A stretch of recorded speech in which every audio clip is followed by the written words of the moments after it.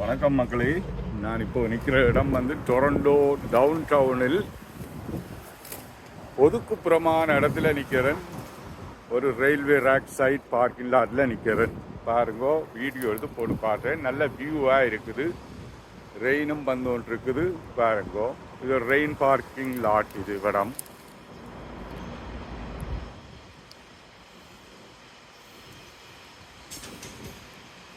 இந்த ரெயின் வந்து கீபேக்கன் எழுதியிருக்கு. கீபேக்கை நோக்கி போய்கொண்டிருக்குது. இங்கே டொரண்டோவிலேருந்து ஒரு 800 கிலோமீட்டர் தூரம் இந்த கோட் ட்ரெயின் போய்கொண்டிருக்கு. இதுக்கு பேர் சொல்கிறது கோட் ட்ரெயின் அன்று.